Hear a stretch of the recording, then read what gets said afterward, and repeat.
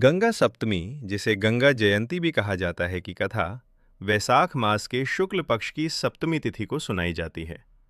ये वो दिन है जब माँ जय गंगा का माँ पुनर्जन्म गंगा, हुआ था और वे पतित जानवी कहलाई थी। पावनी गंगा यहाँ गंगा मैया सप्तमी की की प्रामाणिक जय। कथा का हिंदी विवरण दिया गया है। गंगा सप्तमी व्रत कथा। प्रस्तावना। वाचक। नमामि गंगे।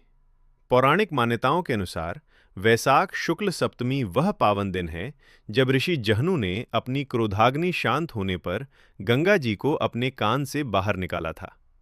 आइए इस पावन कथा का श्रवण करें। कथा का प्रारंभ। गंगा का पृथ्वी पर आगमन राजा सगर के 60,000 पुत्रों के उद्धार के लिए उनके वंशज राजा भगीरथ ने कठोर तपस्या की। उनकी तपस्या से प्रसन्न होकर ब्रह्मा जी ने गंगा को पृथ्वी पर भेजने का वरदान दिया और भगवान शिव ने उन्हें अपनी जटाओं में धारण हे किया। माँ गंगा, शिव की जटाओं से मुक्त होकर गंगा जी भगीरथ के पीछे पीछे पृथ्वी पर प्रवाहित होने लगी। ऋषि जहनु का क्रोध। गंगा जी का वेग अत्यंत तीव्र था। मार्ग में ऋषि जहनु का आश्रम पड़ता था। गंगा जी अपने तीव्र वेग में ऋषि के आश्रम के बर्तन, पूजा सामग्री और अन्य सामान बहा ले गईं। इससे ऋषि की समाधि भंग हो गई। ऋषि जहनु गंगा के इस व्यवहार से अत्यंत क्रोधित हो गए। उन्होंने अपनी योग शक्ति और तपोबल से देखते ही देखते पूरी गंगा नदी को पी लिया। देवताओं की प्रार्थना। गंगा के विलीन होते ही भगीरथ और समस्त देवगण चिंतित हो गए। बिना गंगा के सगर के पुत्रों का उद्धार असंभव था। तब भगीरथ और अन्य देवताओं ने ऋषि जहनु की स्तुति की और उनसे क्षमा याचना की। उन्होंने ऋषि को बताया कि गंगा का उद्देश्य लोक कल्याण और पितरों का उद्धार है। गंगा का पुनर्जन्म। जानवी नाम की उत्पत्ति। देवताओं के अनुनय विनय पर ऋषि जहनु का क्रोध शांत हुआ।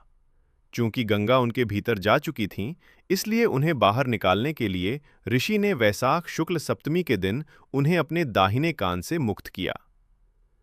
ऋषि जहनु के कान से निकलने के कारण ही गंगा जी को उनकी पुत्री माना गया और उनका नाम जाह्नवी पड़ा।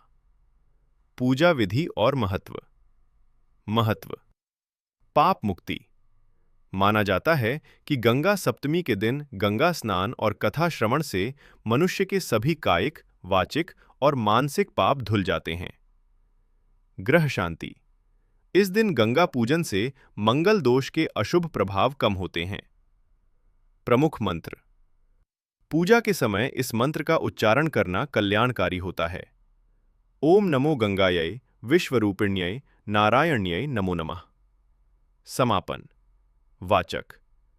हे माँ गंगे, जैसे आपने राजा सगर के पुत्रों का उद्धार किया और ऋषि जहनु के हृदय में स्थान पाया, वैसे ही हम भक्तों के कष्टों को दूर करें और हमें सद्बुद्धि प्रदान करें। बोलिए गंगा मैया की जय। जानवी माता की जय।